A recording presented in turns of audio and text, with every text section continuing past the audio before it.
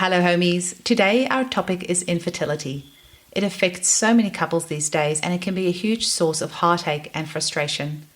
What if there was a natural, effective, non-invasive, and cost-effective way for you to conceive? Well, I'm here to tell you that homeopathy may hold the answer for you. Today, we speak with Australian homeopath Liz Lalor, who is world-renowned for her Homeopathic Fertility Protocol, which is used by homeopaths worldwide, including myself. Just a heads up, this episode is more like a lecture than an interview, as Liz wanted to jump right in and get straight to the good stuff. This protocol is not something you could do yourself at home. You would need to see a homeopath trained in this method. This podcast will, however, give you an idea of this wonderful protocol that us homeopaths have to help our clients with infertility. There is also some tips in the podcast in relation to how candida affects fertility, as well as the optimal day in your cycle for conception. So I believe listeners from the general public will still find this podcast very helpful. If you're listening to this episode with little ones around, please note that this episode contains adult themes, so it's not appropriate for younger listeners. Enjoy this episode and let's jump right in. Welcome to the Homeopathy Hangout podcast, where we discuss all things homeopathy from around the world. And now, your host, Eugenie Kruger.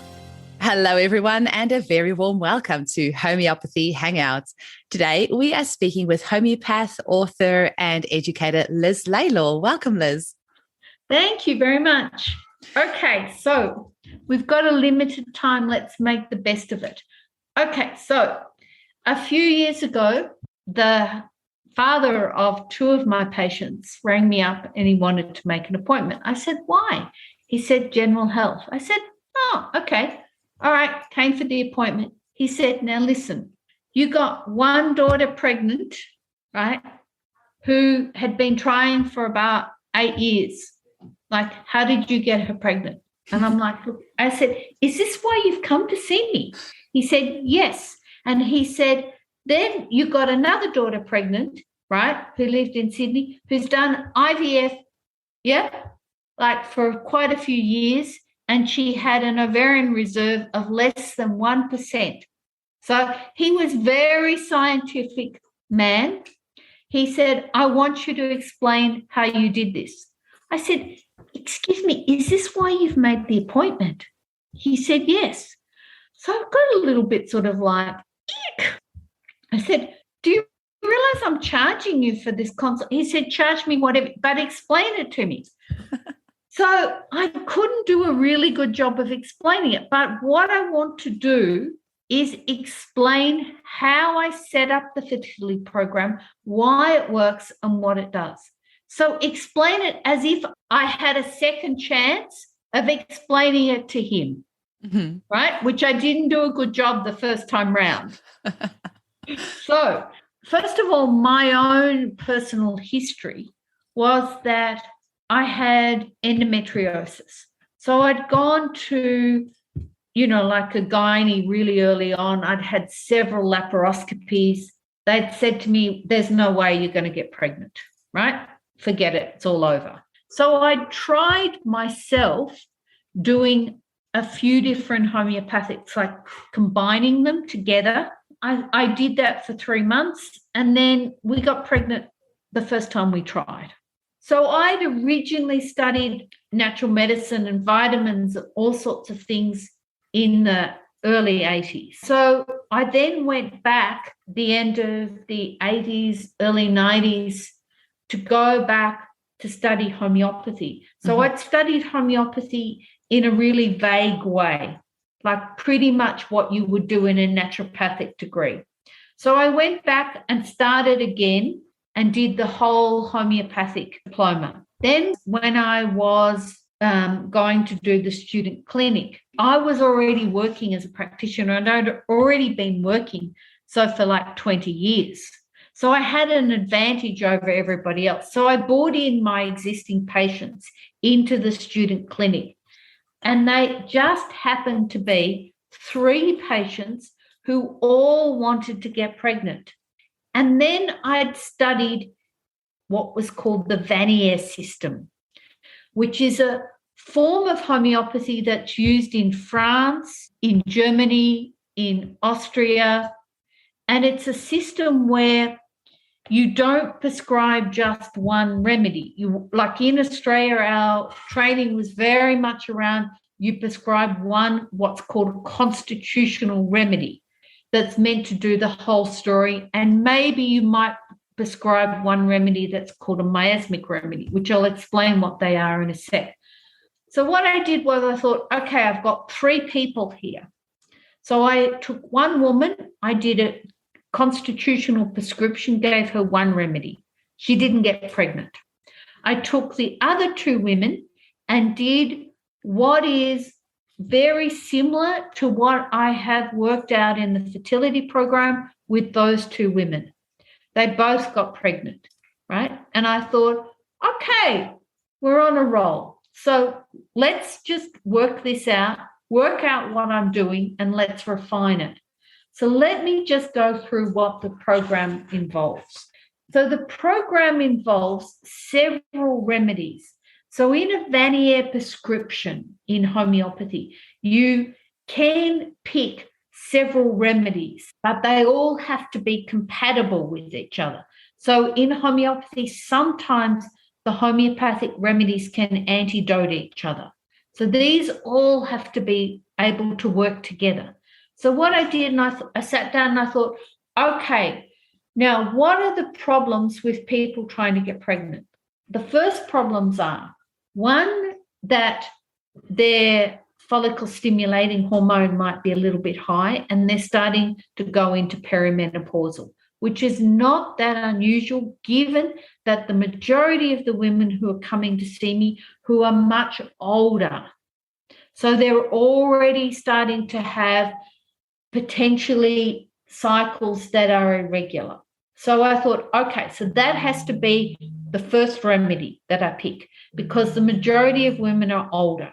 So basically I went through Boriki and the Materia Medica and everything and all sorts of books like Vermeulen and etc. And basically I came up with folliculinum, which is a homeopathic that is derived from follicle stimulating hormone. The easiest way to describe it to the general public is that it's very similar to vaccination.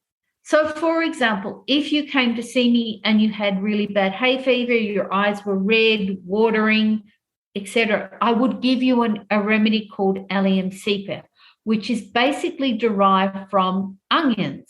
So it would mimic what you would experience if you were chopping up onions. So it's similar to vaccination. So the follicles, like folliculinum.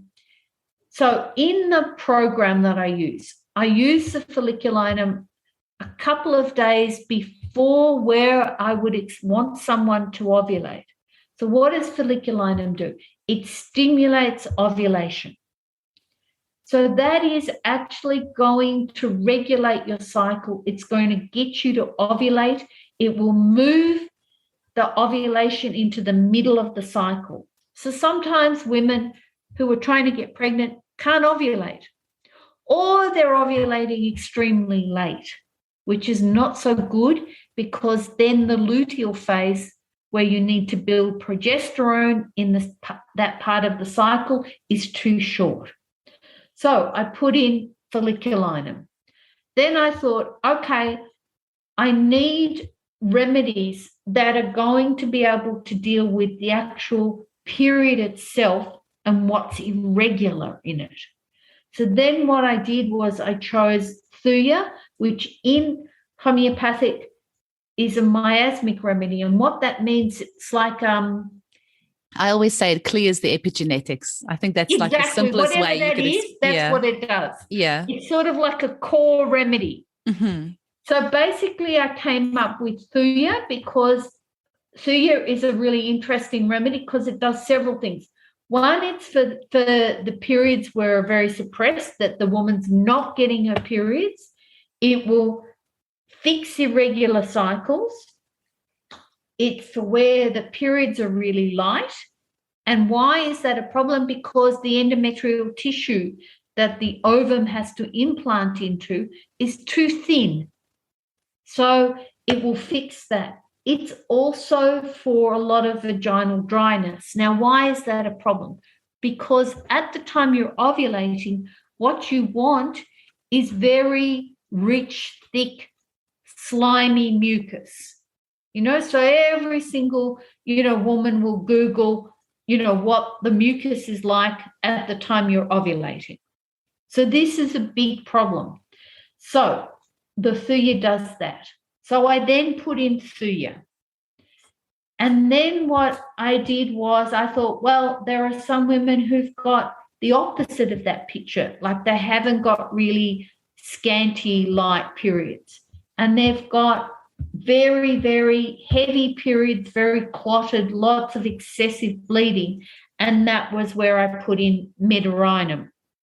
So often, then when you're the practitioner and you're trying to choose between, Thuya or Medorrhinum, you're basically choosing on the basis of what the periods are like. Okay?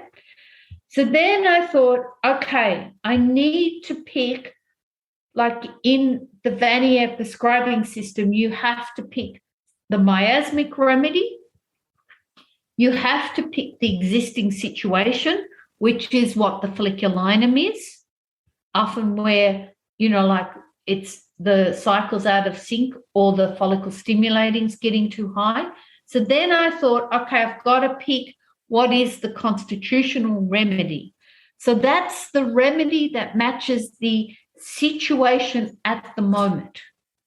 So homeopaths are like always looking for what is the constitutional remedy. There's lots of debate around, is there such a thing, etc. But basically what I could see in all the women coming to see me is that they were in what is, a natrum muriaticum type of state. And what that means is that that's a remedy.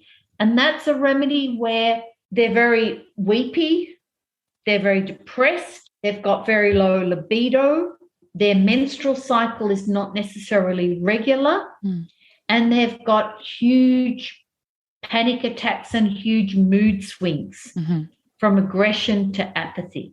Now, that's a pretty typical picture of what it's like if you're a woman and you're trying to get pregnant and you can't get pregnant. So I thought, okay, I'll put in natrum muriaticum. Then in the Vannier system, you have to pick a remedy, what's called a drainage remedy. And the drainage remedy is the symptoms that the organs that are not acting correctly. So in fertility, the organ that's not acting correctly is what's going to happen at the time you're ovulating. So borax is a remedy. So borax itself as a product, like borax as a chemical, it's a really interesting chemical. If you Google borax, you'll see that it's a really toxic substance, that it causes miscarriages. So borax as a homeopathic is one of the homeopathics that you think about in terms of that it actually prevents miscarriages. Borax also addresses a lot of symptoms of thrush, a lot of symptoms of candida. And candida and thrush are really important things to do with fertility because they interfere with the mucus that you've got at the time you're ovulating. So the mucus at the time you're ovulating is meant to be slimy. It's meant to be like, when you Google it, you'll read it's meant to be like egg white. I'm not quite sure it's like egg white exactly. What I talk to my patients about is that it's most similar to if you've got a really heavy head cold and you're blowing your nose and it's that slimy sort of mucus. So that when you're really sexually excited and you've got mucus at the time you're ovulating, it's more slimy. So that's what it's meant to be like. And why is that really important? Because the sperm, at the time that the man ejaculates, the sperm cling onto all of the stringy mucus and climb through the cervix. That's how they get there. So if the woman's not very lubricated And if the mucus is not so healthy, Mm-hmm. it's not going to help the situation. In my statistics, I'm now up to 418 babies. Wow. And there's 58 women that I've failed with, right? And I am 100% that at least 40% of the women who I've helped get pregnant, the biggest component has been that I've put them on a candida diet, eliminated sugar, and eliminated yeast, which is changed the mucosal health of their vagina. I've put them on the whole program, of course, but the big component in their fertility has been that they've actually changed their diet, taken out the sugar, the yeast. They've got rid of the thrush or candida or whatever you want to call it. Their mucus health has improved and they've got pregnant. The other 60% have been women who were not ovulating. Age was a component, right? Or their cycle, they had polycystic ovaries disorder or syndrome, and their cycle was all out of sync. And age was a component. But, so that's the importance of mucus. So the borax is the drainage remedy. So that is in the Vannier system where you prescribe a whole stack of remedies. The borax comes in the morning.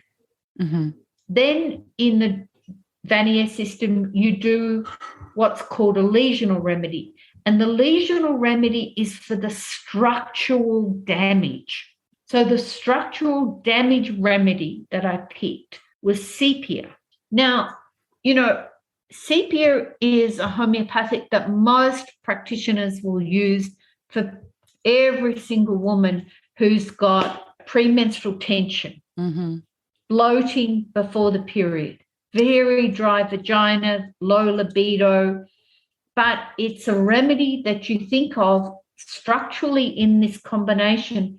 It's because the cycle is irregular. It's also the remedy you think of for repeated miscarriages.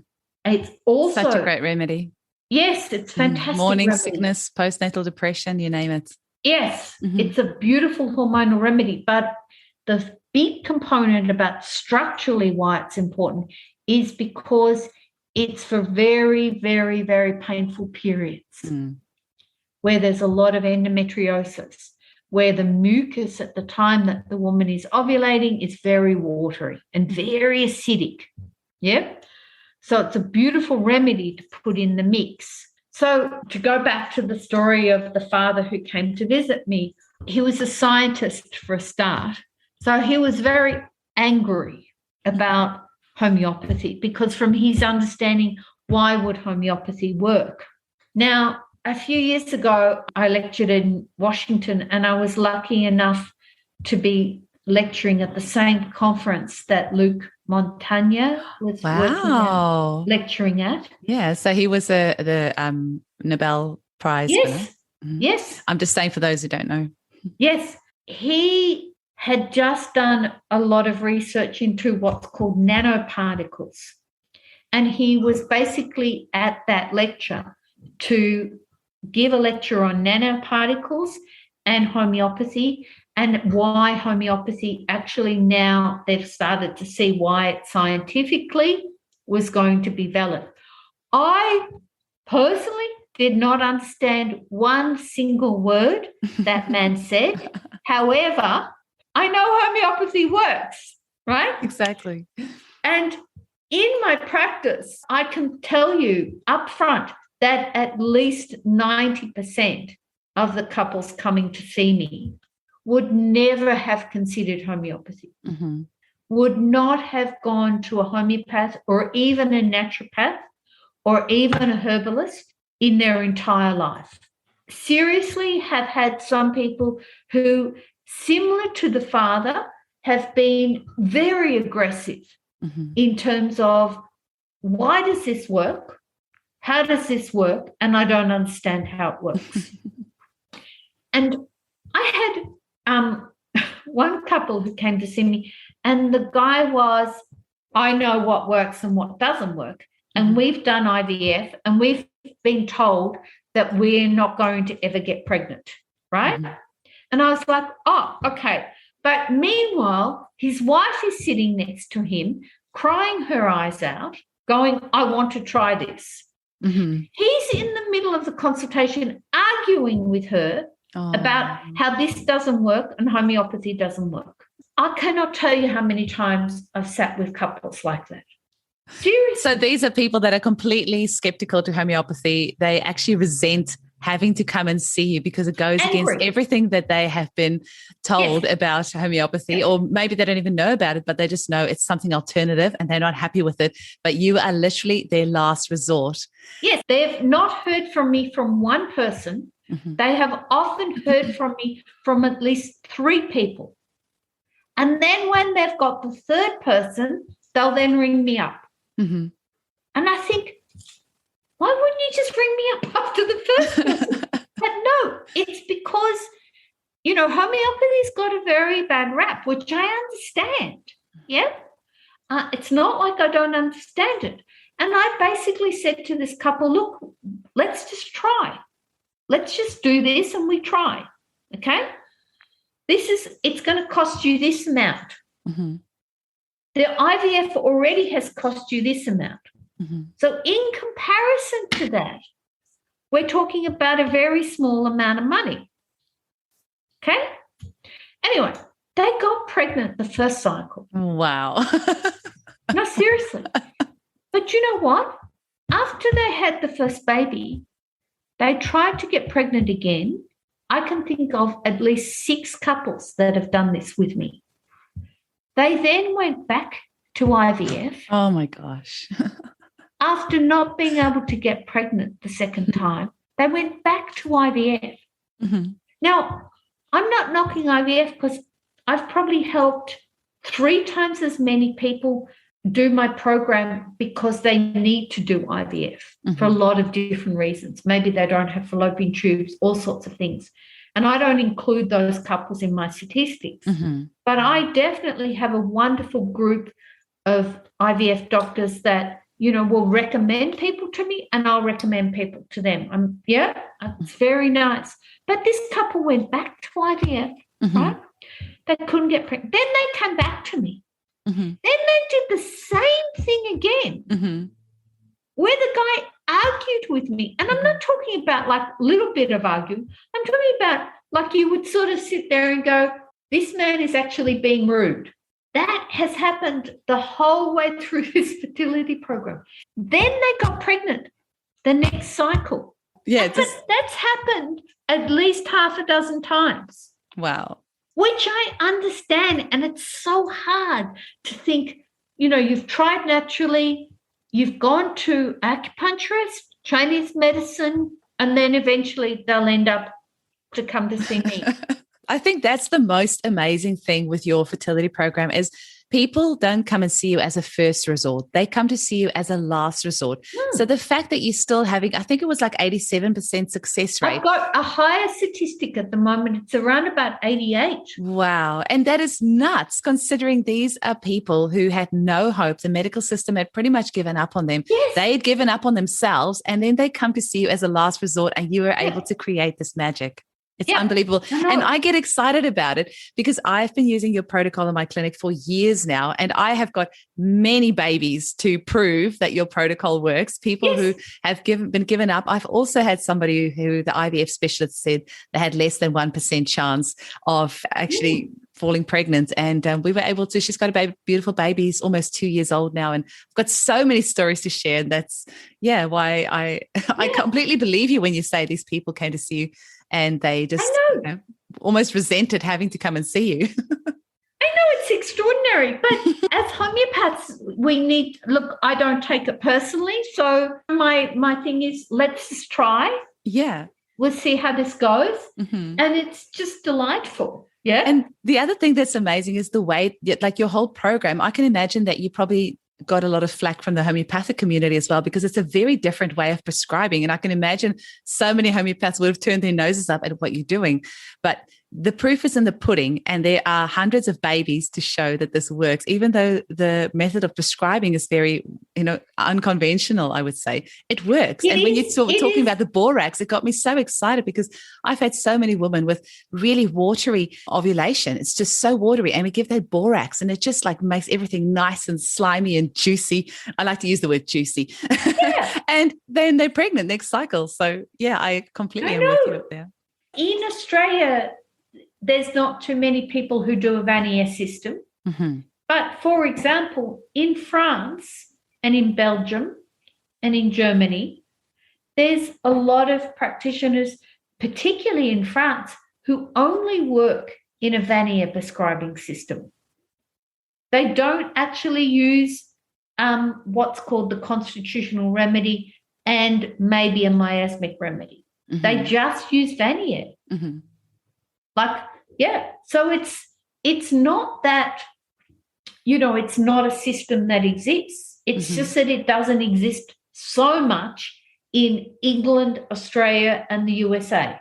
There's a lot of European countries that use this system. I then also, of course, have in the program all the things that you would use, like in terms of natal multivitamin, and a natal multivitamin that's going to have folinic acid in it that deals with the MTHFR gene, which is the main thing that causes miscarriages. And then there's all the sort of things that you would have, like in terms of iron, fish oils, coenzyme Q10, NAC, all sorts of things that you would put in the program nutritionally, which I do. And then I also do herbs in the program. I now mix up my own mix of herbs, mm-hmm. and those herbs, what's called a homobotanical, they're potentized. So they're still a herb, but they're not what's called a crude herb. Mm. Like sometimes the crude herbs, like if you use Vitex, wild jam, tribulus, all of those are beautiful herbs. But sometimes as a crude herb, they can be too intense and actually interfere with the quality of the mucus at the time you're ovulating. I do occasionally use really crude herbs like that and mix them up. But most of the time I use, like 90% of the time, I'm using what's called a homobotanical mix of herbs, which are herbs that I mix up, which are potentized to a 12x potency. So they're a system of herbs that was put together in New Zealand, but I've altered them a little bit and I mix up my own mix now. Mm-hmm. But those herbs work as a drainage and lesional system. Mm. So the homobotanicals, you can Google it, homobotanicals in New Zealand. The guy who put those together got them to work as a drainage and lesional system. So they work very similar to the homeopathics. In my experience, it's a really interesting thing. It's also sometimes in homeopathy we get a little bit too puristic and we won't combine this with that and we won't use this and we won't use that. Mm-hmm. But the homobotanicals is a really interesting system. Basically, the woman who now runs it her name's Bernie at Herbal Energy, all one word, .co.nz. Mm-hmm. And she still does those herbs, which are amazing. I've changed that mix of herbs a little bit and I've added licorice to it. The adrenals? Yes, it's a really nice hormonal herb. Mm-hmm. But, so if you wanted, like if you didn't want to mix your own mix of herbs, Bernie does a great, and it's Formula F, right? Okay, excellent. Which she does, which are really good. But basically, I also put, which is what you've bought, the USB stick. I put the entire analysis of how I came up with all the remedies, why you would pick one remedy over another. And basically, when someone's coming back to me for a follow-up consultation, basically I'm going through the entire system. So basically what I'm asking them is, first of all, how long their cycle was, whether it's a 28-day cycle and whether I've got that okay. Basically, I'm wanting to find out where they ovulated. So I'm getting people to use the LH strips, the clear blue, to regulate where they're ovulating so we know it's exact. Basically, I'm also asking about their mucus at the time they're ovulating, what the consistency was like, and then what the changes were to their period. The ideal period is about 2 to 3 days where there's a good red blood, the flow is good, the flow's there during the day, a little bit at night, there's no clots. Like some women have got clots like this big. And obviously that there's not a lot of pain, that their pain's reduced. So women are coming back to me and they're telling me, first of all, their emotional stress is much better because they can see changes. So the main thing that you want to see is that things have worked. So if their period, like they're saying to me, I didn't have the pain that I had. You know, you're heading in the right direction. Yes. My ovulation happened here where it's never shown up on the LH strips before. So I definitely ovulated. I've definitely got a change in the mucus. And you libidos come back? Yep. Tick, tick, tick, tick. Yeah. Yep. And then you want to know that her flow is better, that she hasn't got the blood clots, etc. And then the main thing also is that you want to know her sexual energy is there. That, yes, it was easy to have sex. Yes, she wanted to have sex. And that her sexual energy was coinciding with the ovulation. Like it's a matter of tweaking when she's had sex, when she ovulated. So, for example, it takes 2 days for the sperm to swim to where the egg is coming down. So if she's got a flashing smiley face and that she's ovulating on day 12, the ideal day for her to have sex is day 10. So we just need to make sure that she's having sex at least day 10, 12. Sometimes women want to have sex every single day over that period of time, which is fine as long as they haven't had sex for at least 3 days before the starting date and that you've given enough time for the sperm quantity to build up. And obviously that the guy hasn't masturbated in that time as well. So that's the main thing that you want to see. And not everyone do I put on the Candida diet, but basically if they've got any symptoms of thrush, I would put them on the Candida diet. And the Candida diet is eliminating processed food that's got sugar added to it. It's eliminating sugar. It's also eliminating all the foods that have got yeast in it, which a lot of people don't realize is that fruit, like other than bananas, apples and pears, the majority of oranges are low, mandarins are low, lemons are low, but the majority of fruit like avocados, etc., have got a very high mold content. Mushrooms have got a very high mold content. So you're eliminating, so it's not just the yeast in bread that you're eliminating all the yeast foods and then all the alcohol that's very high in yeast. So they can drink vodka, sake, gin, but no wine. Yep. Beer. Beer. Yeah. Which are really obvious.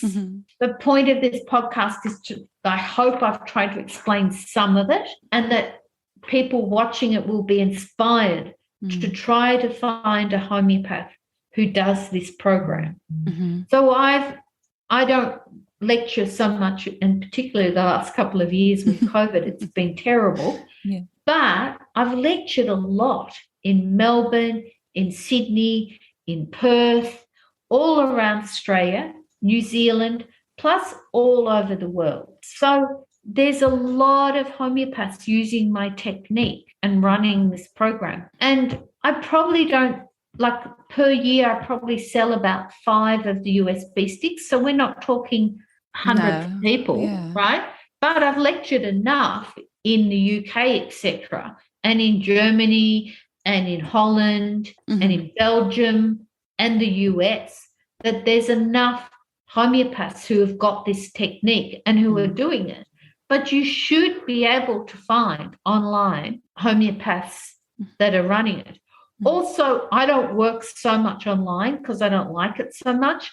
However, there's, Leah Zinn in Sydney who works online, who I've trained and I still mentor, and she's doing phenomenally well with the program. So there are homeopaths who do work online. So you should be able to do an online program. And just to clarify for the general public, if you are seeing your homeopath or if you are wanting to go to a homeopath maybe for the first time, just inquire to check whether they use the Liz Lalor Fertility Protocol, because it's something that's very specific. Liz, it's actually such a massive gift that you've given to homeopaths worldwide because, like you said, I think I paid $160 for your USB stick. It wasn't much at all. And it's not like you get any ongoing commission or anything from me knowing the skills that you've taught me through this program and then helping others. So it's actually incredible. Set it up so that I got a commission for all the babies. You really should have. You'd be a millionaire. But it feels like such an incredible gift that you've left for homeopaths forever. It's beautiful that you've done this and you've given us this tool and you've helped so many families directly and indirectly with what you've done. So I just have to applaud you and commend you for what you've done because it's really valuable. And so many, thank you so much. Thousands of children running around worldwide that wouldn't be if it wasn't for you. So beautiful, thank you. I think it's really nice. And this is the first time I've actually done any lecturing or anything in 2 years. You don't understand. Like Melbourne's like crazy. Yeah. And how many days has it been now? I don't know. Yeah, We've been lockdown. Yeah, it's just unbelievable. Hey, thank goodness for technology that you're still able to share I know, it's all really of this nice. with the world. And thank you very much for inviting me to do this. And I hope I've managed to sort of inspire and educate that, it's not just some weird homeopathic program that hasn't actually been worked out systematically, because it's very systematic.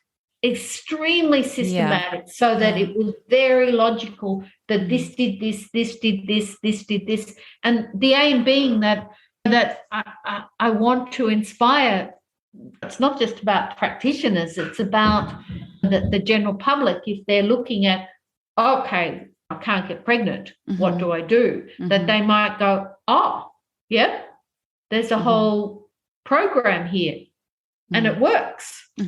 I want to clarify something that you said very early on in the podcast. You said there were 58 couples that you weren't able to, you used the word failed. Yes. I don't like that word, but I wanted to clarify that because I know for a fact that those people often then would have gone on to IVF after that and then had better results.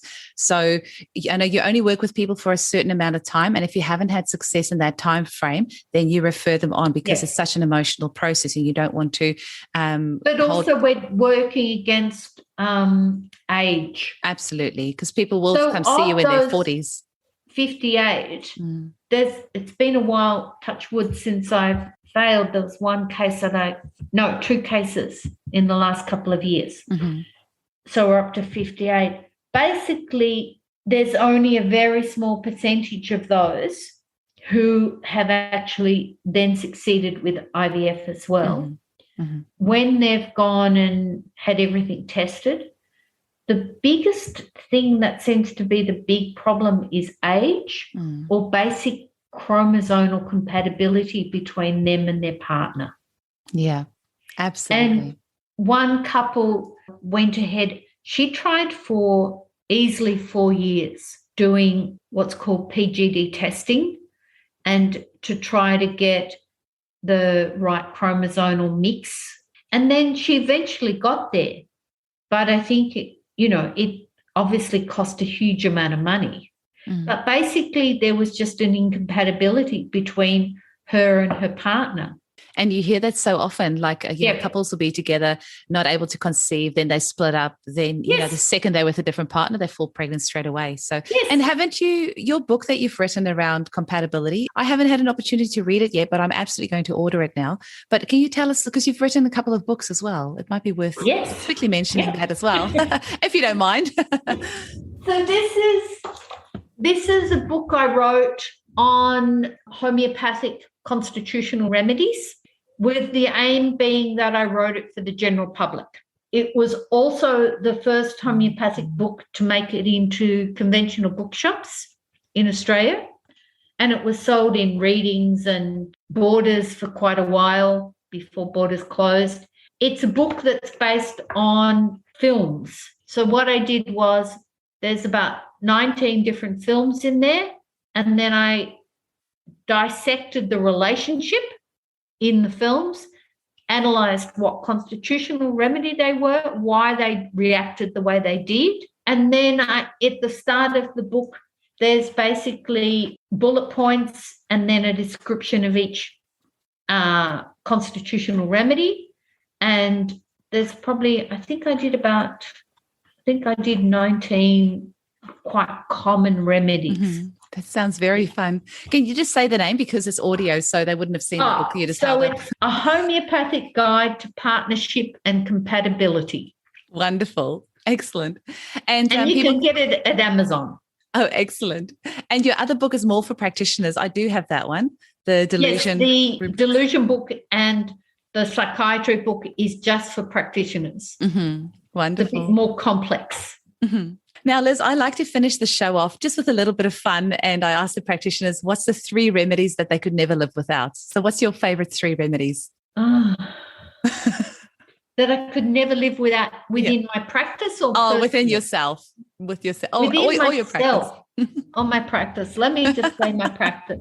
Yeah. So probably I couldn't live without, in my practice, Natrum muriaticum. Yes.